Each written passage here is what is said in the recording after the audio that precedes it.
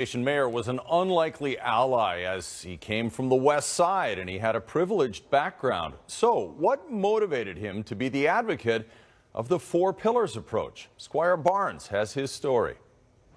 On a Christmas day in the mid-90s, Vancouver Mayor Philip Owen went for a walk on the downtown east side.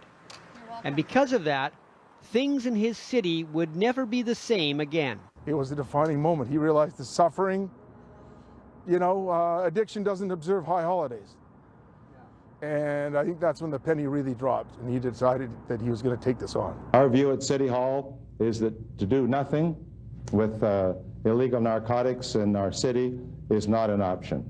He championed the four pillars approach to drug problems, despite a number of political allies being against the idea.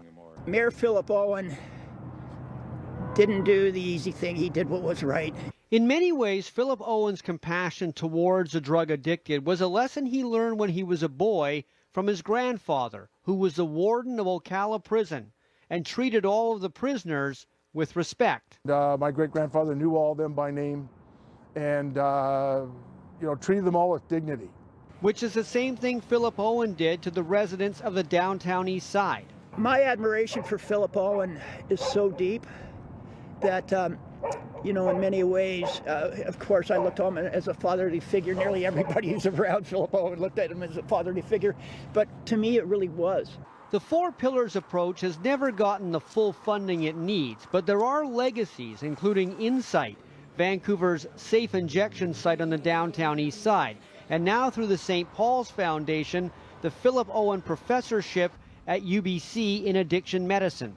In medical school, people learn extensively how to manage heart disease, how to manage diabetes, not much training at all around care for substance use and addictions, which is an equally prevalent condition. Philip Owen is now 87 and suffering from Parkinson's, but clearly his determination to take on the problems of addiction have not been forgotten.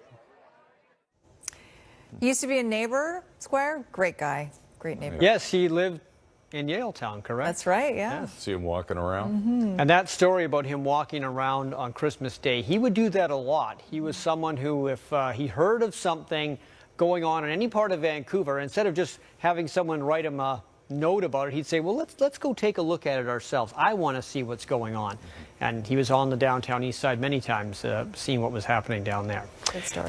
We are going to see what is happening with the Vancouver Canucks, because of course with this new schedule, you don't just play once, you play at least twice against the team. And when the Canucks come back home, they'll play 3 in a row against Montreal and Ottawa. So it's a rematch tonight. Pretty good win for him last night. Look forward to that, Squire. Thanks very much. Also coming up for us, the search for a kindergartner's lost tooth and what the school vice principal did when no one could find it.